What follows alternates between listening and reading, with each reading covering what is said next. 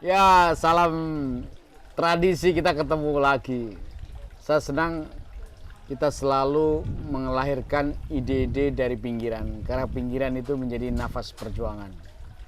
Nah, kali ini kita kedatangan kawan perjuangan. Saya mengenalnya dari teman dan juga searching di media sosial. Namanya Elizabeth, sering dikenal dengan Elsa. Halo Kak Elsa. Halo Mas, salam Eh, kenal. Ya, senang sekali ya ketemu dengan Elsa ya. Saya panggil Elsa aja ya. Karena Boleh. kayak lebih tua saya, jadi supaya enak. Begini, Elsa, terima kasih ya bisa bergabung di Bincang Pinggiran. Jadi kita ingin mencari pengetahuan dan pengalaman agar nanti bisa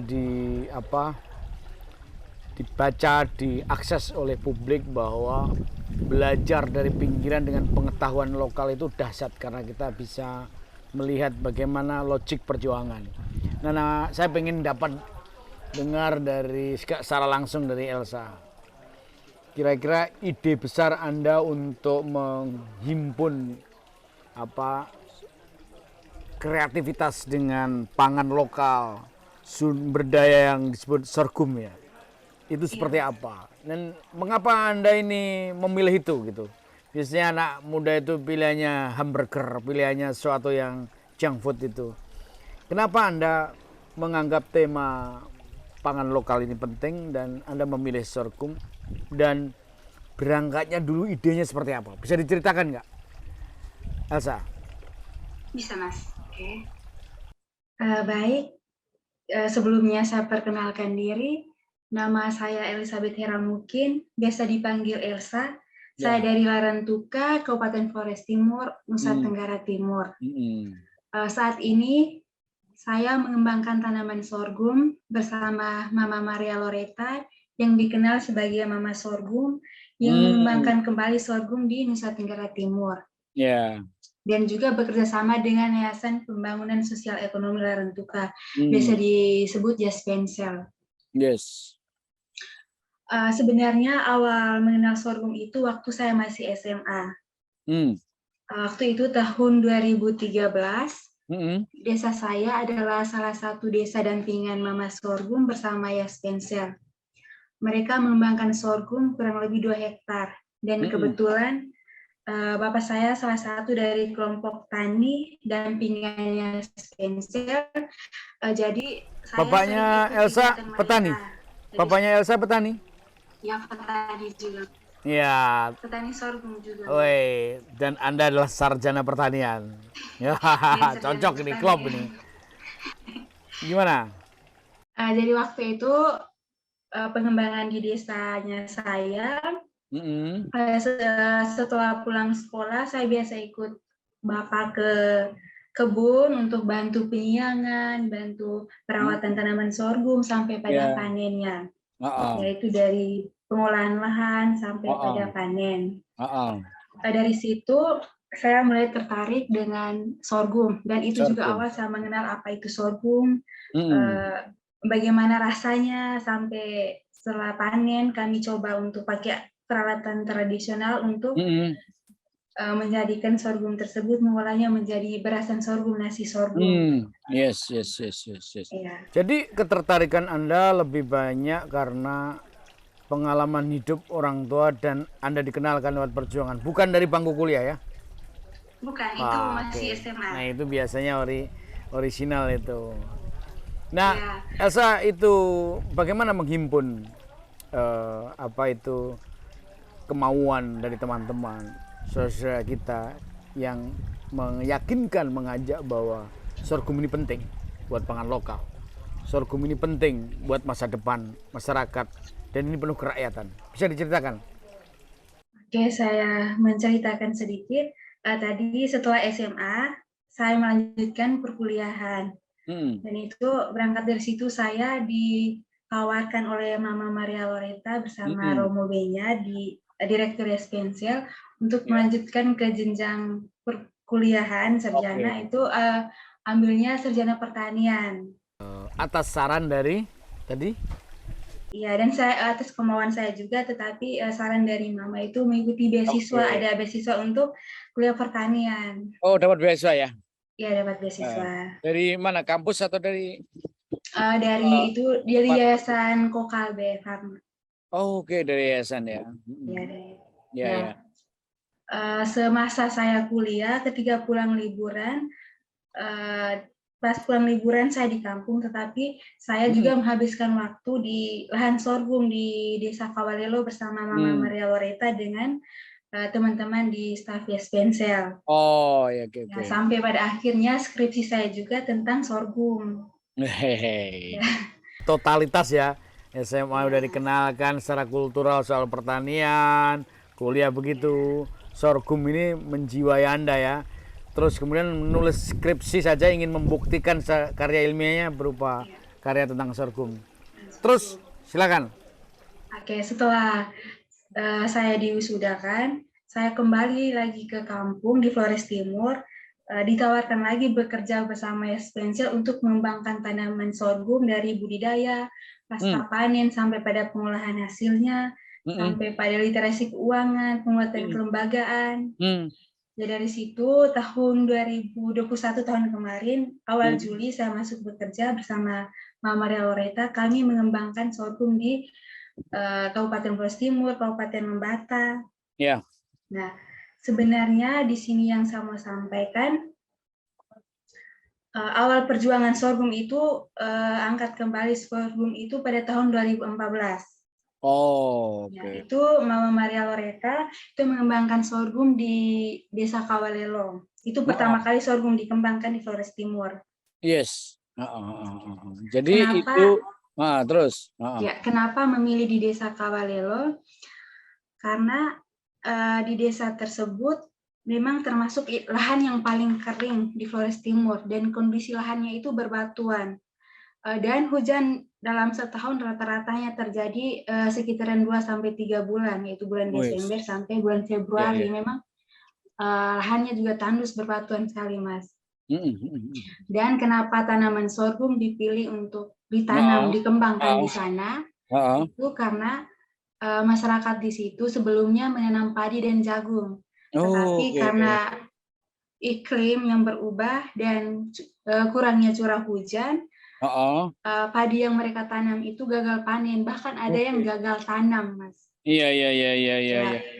jadi tahun 2014, Mama Maria Loreta masuk membawa sorghum tersebut, Sorghum, tapi mengenalkan itu ya. dia mengenalkan sorghum.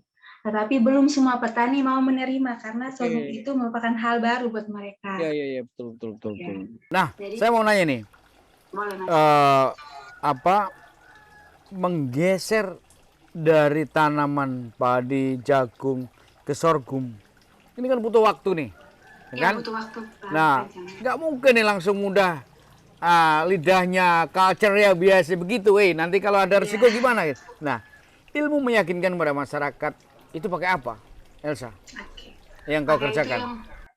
yang pertama kayu masuk tahun 2014 itu Hmm. baru yang tanam 9 hektar. Iya. Itu hanya 1-2 petani yang mau tanam. Hmm. Karena petani itu maunya lihat hasilnya bagaimana dulu, baru mereka mau Betul, ingin betul, betul, tanam.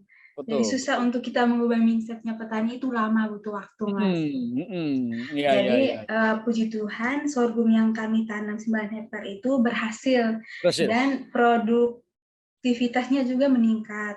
Kalau boleh tahu berapa hitung-hitungannya dengan Oke, 2 hektar kalau ya tadi itu? untuk ya kalau dengan lahan berbatuan yang ada di Oh, Likutuden itu di Desa Kawela itu hasilnya 1,2 sampai 1,5 ton per hektar. Kalau itu menurut kami lumayan bagus tuh iya, iya, hasilnya, iya, Mas. iya. Dengan rintisan awal ya. Dengan Iya, rintisan dari awal, tanahnya awal. berbatuan dan Iya, semangat di tengah orang awal-awal nggak percaya, begitu kan? nggak percaya ya, Oke, Mas. terus lanjut. Oke.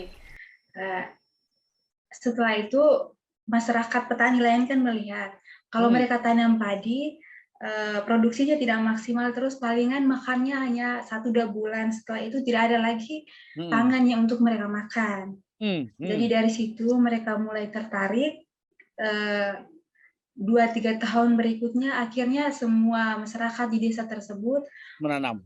menanam sorghum. Jadi lahan tidur mereka itu mereka buka untuk tanam sorghum. Mantap itu. Ya, Terus. tapi Nah, boleh diceritain ketika awal-awal 2 hektar itu kan sedikit tadi. Berapa petani yang gabung?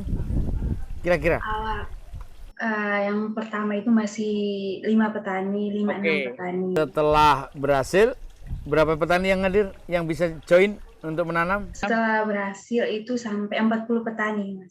Wih, oke. Nah, durasi waktu menanam sampai panen itu berapa lama yang waktu untuk diperlukan?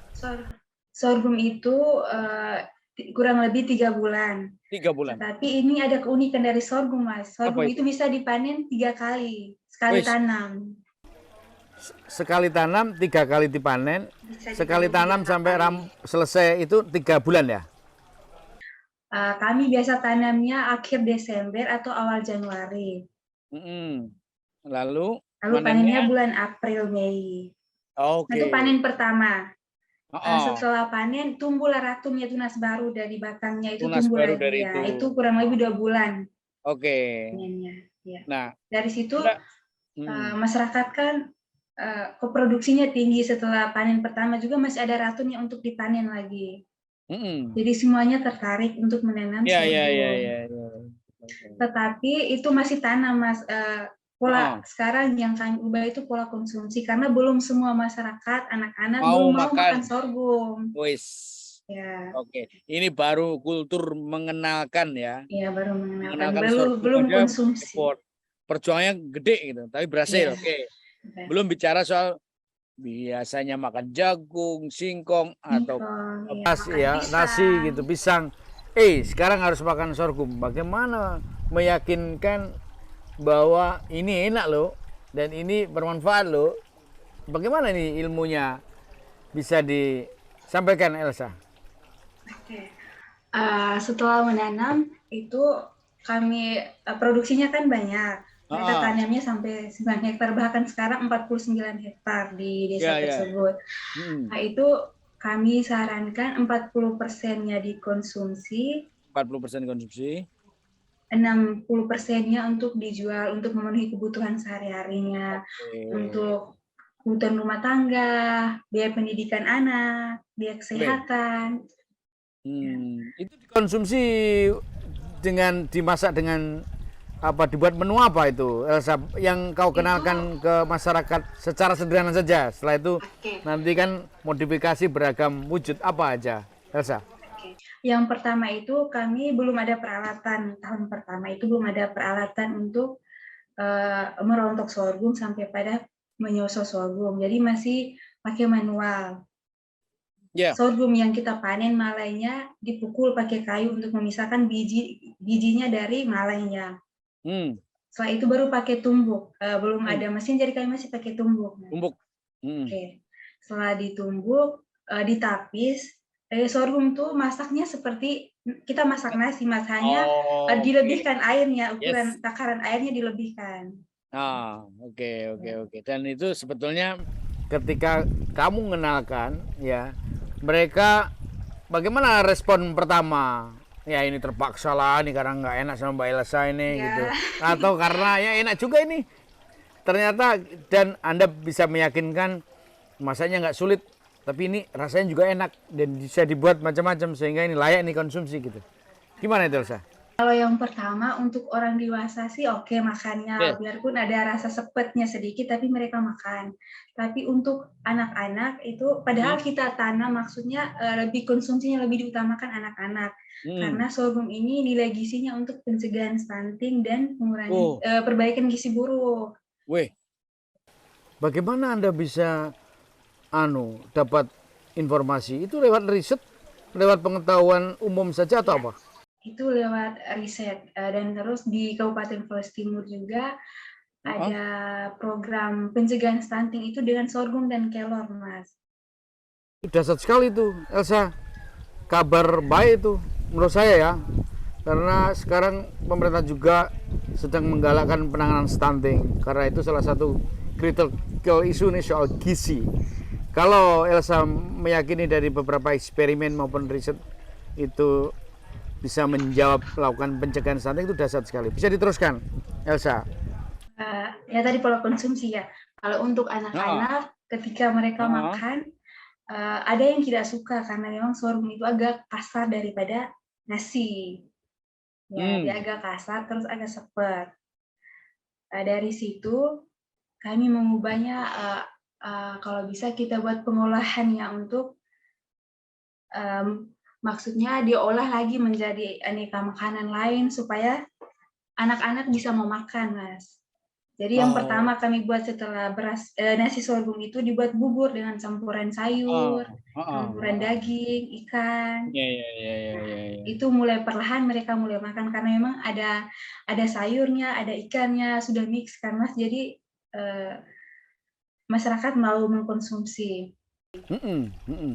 Artinya mereka jadi tertarik juga ya? Ya, jadi tertarik, Mas. Setelah beberapa tahun ada dukungan mesin juga dari kementerian, itu mesin rontok, mesin penyusu, sama mesin penepung.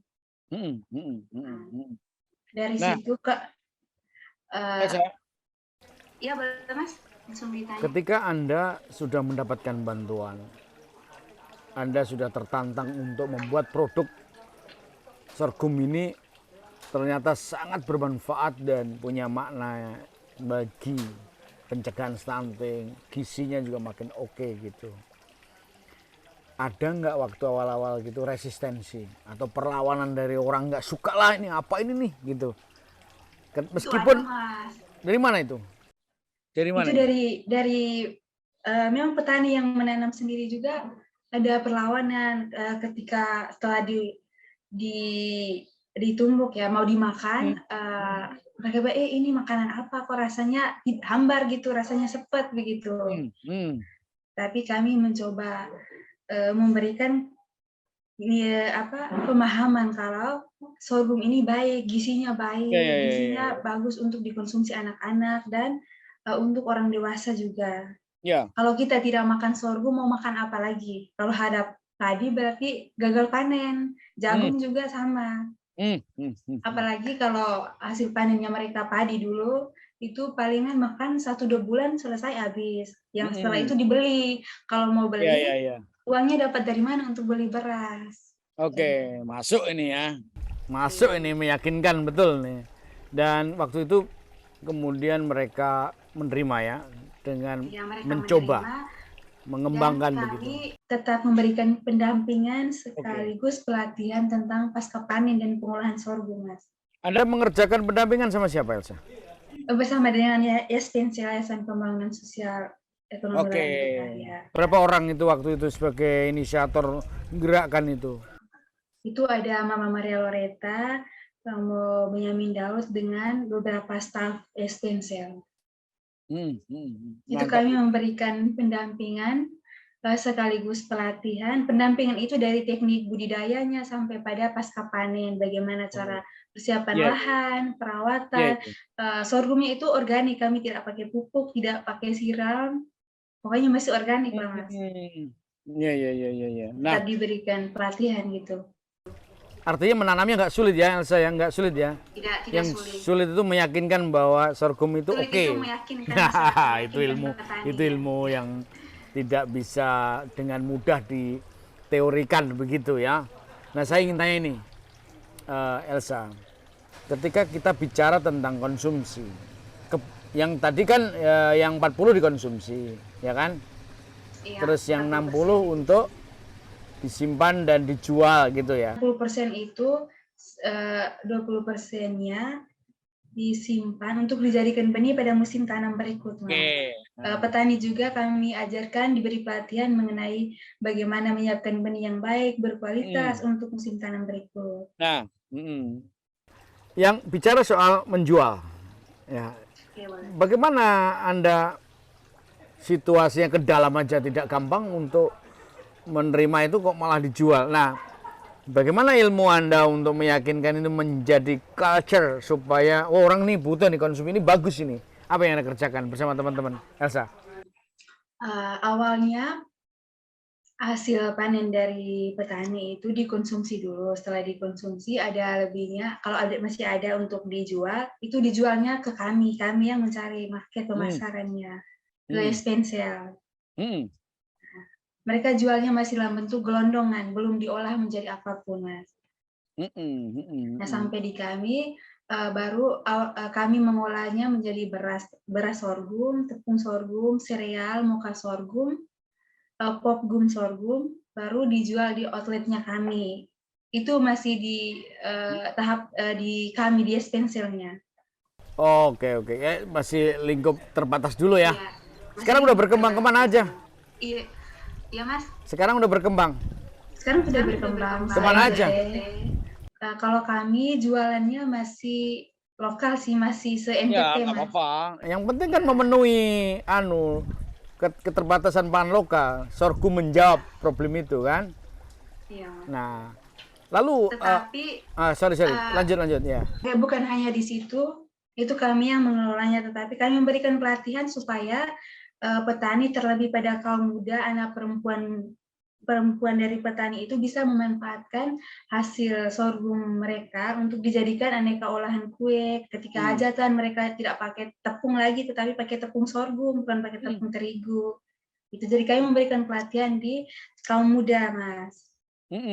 Ya, itu Training gitu buat olahannya. mereka ya.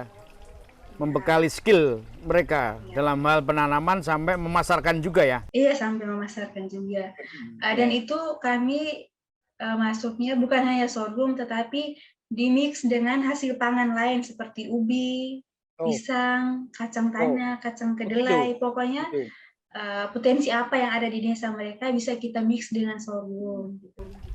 Anda mengajari mereka mengolahnya apa saja sih selain jadi semacam beras untuk bahan makanan seperti tepung segala. Apa aja sih kalau wujud makanan? Oke, itu kami aneka macam kue, dari kue basah, kue kering, itu kami bisa buat cookies sorghum.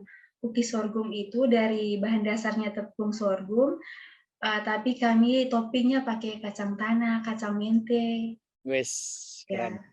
pokoknya ada potensi yang pangan lokal apa yang ada di desa, kami kembangkan bersama dengan sorghum. Good point ini. Menarik. Selain cookies sorghum, untuk anak-anak stunting itu kami buat bubur sorghum sama puding sorghum kelor. Hmm. Ya. Wow, mantap juga ya. Dan Anda untuk kembangkan lagi? kalau teman-teman kaum muda itu kan dari sorghumnya, limbah sorghum juga kami manfaatkan, Mas, sebenarnya. Itu apa limbah? Dimanfaatkan Kalau apa? limbah sorghum itu batang dan daunnya Ah.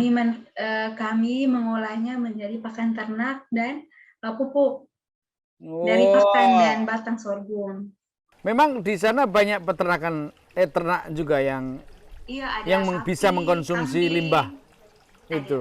Ada sapi, kambing, jadi kemanfaatkan dari batang dan daun sorghum yang sudah dipanen. Sebetulnya kalau yang disebut dengan batang dan daun sebenarnya itu bukan limbah, itu kan bagian-bagian yang tidak diambil begitu. Iya, begini, Ya, tidak dimanfaatkan nah itu maksudnya. bagus sekali itu. Karena kalau limbah itu hasil pengolahan menghasilkan residu apa yang kemudian diolah lagi gitu.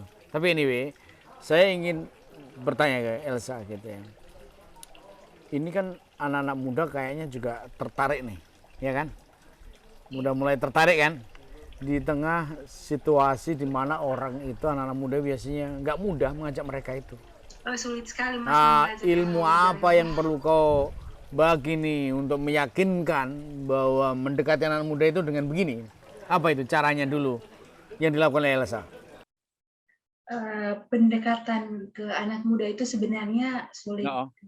Mudah juga, sulit juga sebenarnya, antara gitu, Mas. Berbagi pengalamanmu. Ya, awalnya sih kami kan desa dampingan itu kami bukan hanya datang untuk memberi pelatihan, tetapi kami tinggal bersama dengan masyarakat di situ, Mas. Oke. Iya, itu Mendekati sana ya, meyakinkan ya. Aku ini serius. Kami ada di setiap desa dampingan kami itu ada mesnya, ada mes tersendiri untuk kami. Jadi keseharian kami sudah sama-sama dengan masyarakat, Ya. teman-teman kaum muda yang ada di desa. Dari situ Ya, kan ya. kami sudah tahu bagaimana perilaku mereka, bagaimana Mm-mm. tingkah laku mereka. Kami Mm-mm. lebih ke desanya, live in, tinggal di Oh, desa, tinggal bersama dengan mereka. iya, iya, Paginya iya, iya. sama-sama dengan mereka ke kebun. Iya, iya, iya, iya, iya, iya, iya. Nah, Sekali-sekali Sabtu Minggu baru pulang ke kantor. Dari nah, situ ya, ya, good, good. kami mulai mengajak pelan-pelan, mengajaknya bukan secara formal gitu Mas, tetapi duduk berbincang sama-sama, duduk diskusi. Kayak kita sementara tanam, sementara panen, itu mulai ajak teman-teman kaum muda untuk bergabung. Mm-mm. Gitu.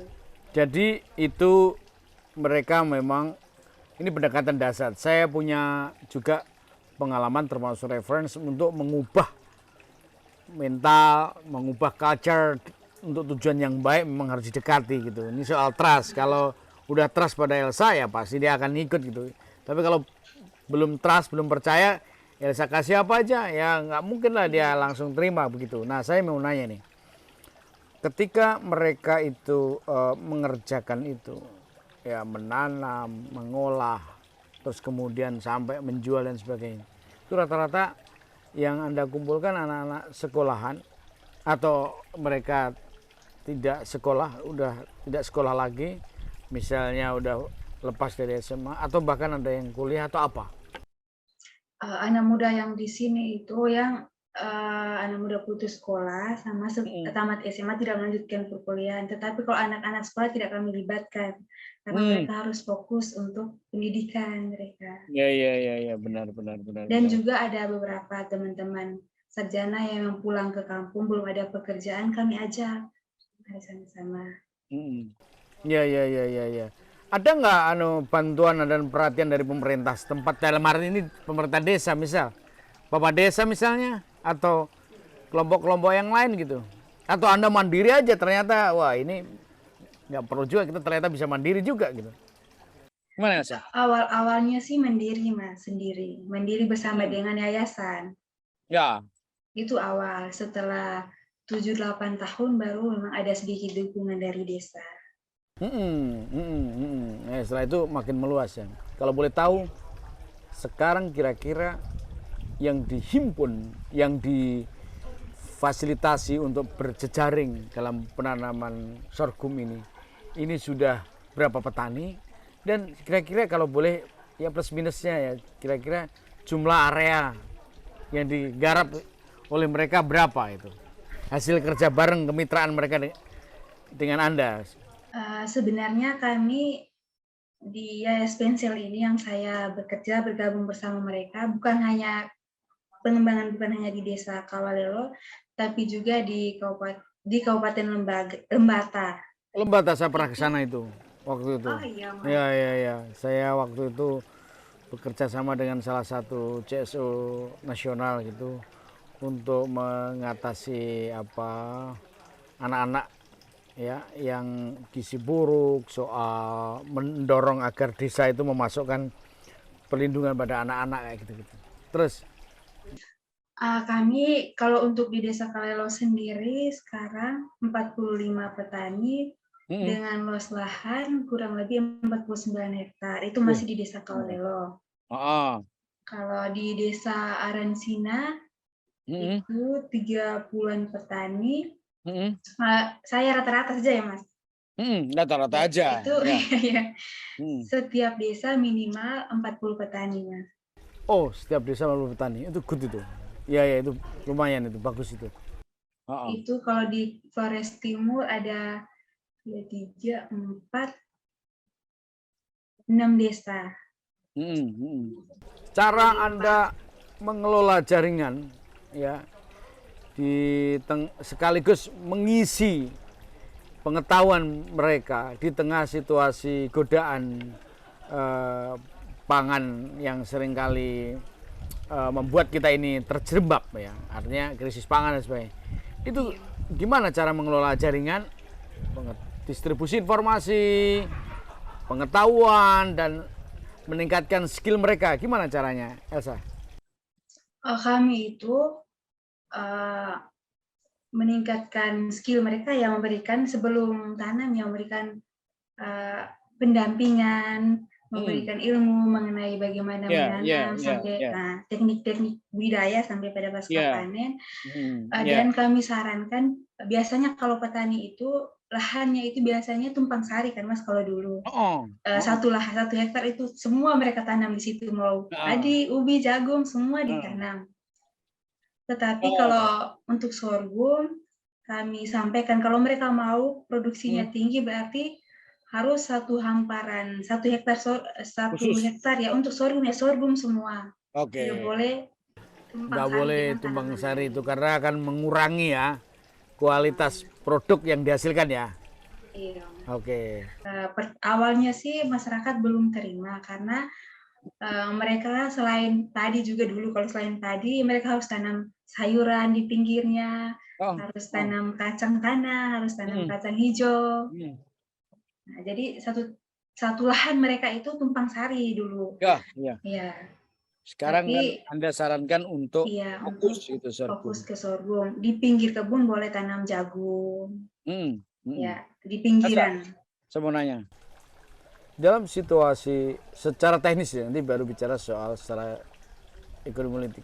Secara teknis itu apa ancaman yang perlu diantisipasi di dalam upaya Anda mengembangkan dan menanam sorghum ini? Apa ancamannya? Apa hama? Terus apa gitu yang bisa di-share? Oke, untuk ancaman kami sendiri, sorghum ini sebenarnya tanaman yang tahan akan kekeringan juga sih, Mas. Kuat, tahan. Iya, tahan kekeringan. Ancaman terbesar di sini adalah hama, dan hama itu hama burung. Burung? Oke. Hama burung. Iya. Karena sorghum ini masih organik, tidak ada pupuk, tidak ada pestisida, jadi ulat-ulat tidak banyak sih hamanya. Iya. Nah, untuk mengatasi hama burung tersebut, kami maunya kalau mau tanam sorghum ya satu lahan 2-3 hektar hamparan sorghum semua, supaya burung mau bingung mau makan yang mana. Kalau cara mensiasati burung supaya dia nggak bisa milih gitu ya. Tapi ada nggak kalau mekanisme misalnya cara menghalau burung itu kalau di Jawa itu ada itu den-den. Orang-orangan. Gitu. Atau siasat-siasat lain ada nggak?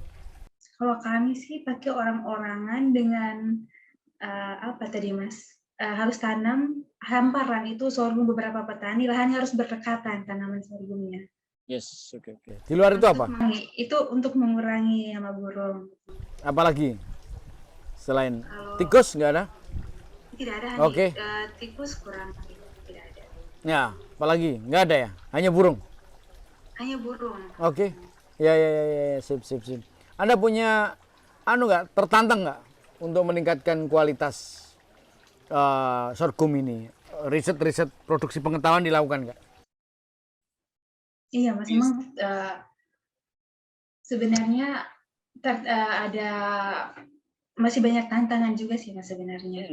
Iya. Supaya untuk meningkatkan produksinya. Karena sorghum ini kita tanamnya hanya di musim hujan. Sekalipun dia tidak masalah dalam situasi kering ya? Iya, tidak masalah Mas sebenarnya. Intinya pada awal tanam 2 minggu itu dia harus membutuhkan air yang lebih, ya kan Mas, masih tunas. Nah itu rata-rata tak ada hujan ya? Iya, tak ada hujan semua.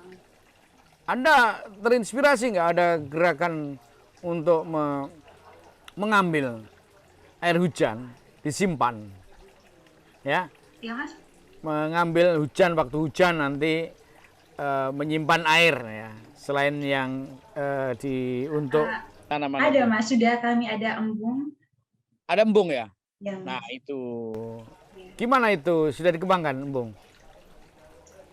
Iya sudah Mas, baru 1-2 tahunan dipakai gitu. Tapi karena embung itu bukan dari kami tampungnya bukan dari kali, tapi memang dari hujan.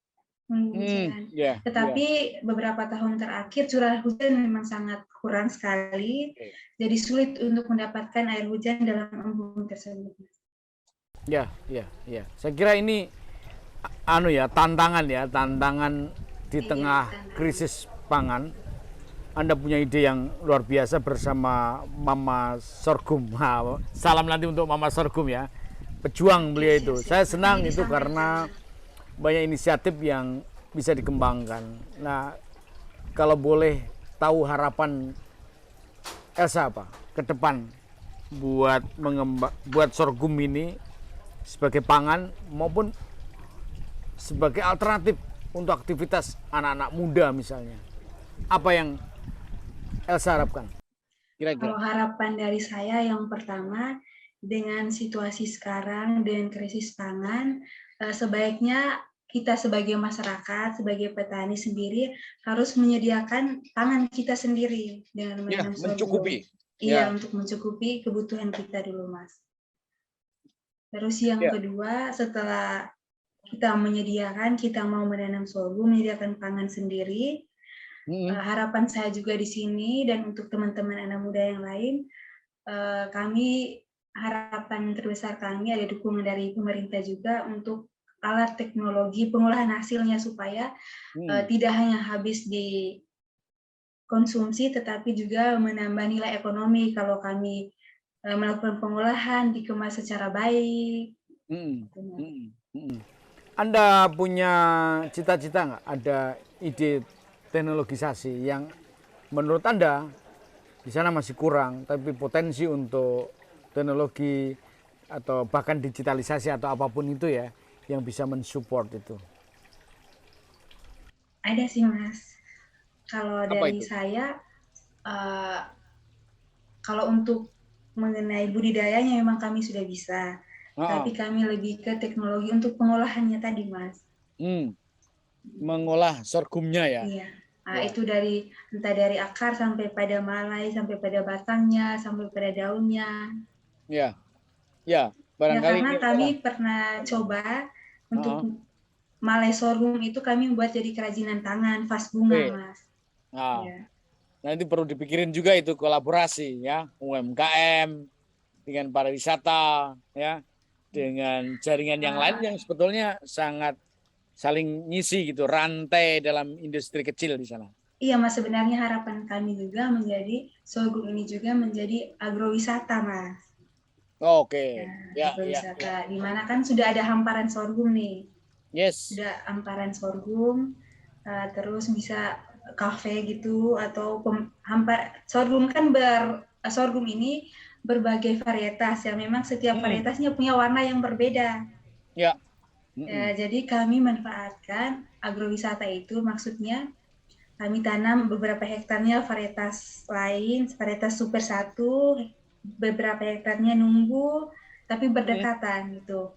Nah, dan bisa menjadi sebuah agrowisata yang dimana di tengah-tengah sorghum itu ada kafe itu yang menjual atau yang memproduksi semua olahan sorghum itu, Mas.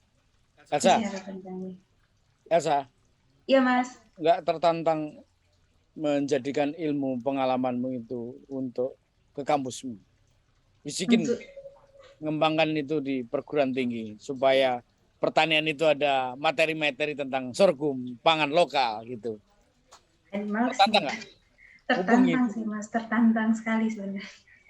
Pengetahuanmu, pengalamanmu bersama Mama Sorghum dan tim dan jaringan bersama petani itu cukup berharga. Di satu sisi dia akan menjadi alternatif kekuatan pangan lokal di tengah tantangan krisis pangan ke depan yang barangkali ini adalah salah satu jawaban alternatif. Yang lain mungkin butuh produksi pengetahuan yang tidak sekedar nanti apa-apa tanyanya cuma Mama Sorghum maupun Elsa. Kan produksi pengetahuan akan dilakukan supaya nanti banyak temannya Elsa ini, banyak pengikutnya. Mama Sorghum pasti akan senang ini kalau nanti pengetahuan itu akan berkembang. Yang lain ini tantangan memanage itu, ilmu manajemen di dalam penjualan dan seterusnya. Karena saya rasa ini adalah alternatif ke depan yang sangat menarik.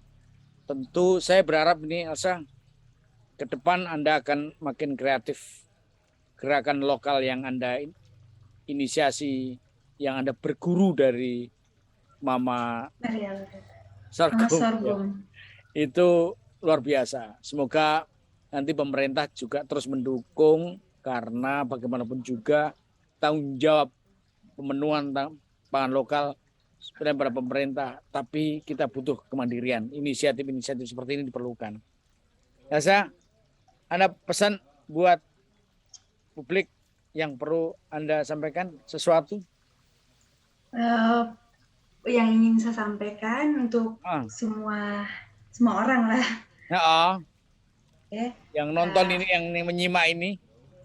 Ya Mas, untuk terlebih kepada teman kaum muda juga, dengan situasi sekarang, dengan krisis pangan, kita lebih memanfaatkan potensi yang ada di desa kita. Jangan pernah gengsi untuk mengembangkan potensi-potensi lokal, pangan lokal yang ada di desa kita. Lebih banyak menanam apa yang ada di desa kita ketimbang kita harus mengimpor dari luar. Ya, dan harapan terbesar saya juga untuk kita semua memperluas lagi lahan, memanfaatkan lahan-lahan tidur kita untuk pangan lokal, untuk pengembangan pangan lokal. Yes, mantap ini. Jangan pernah gengsi untuk urusan kayak gini. Ternyata pangan lokal ada kekuatan sekaligus untuk negeri.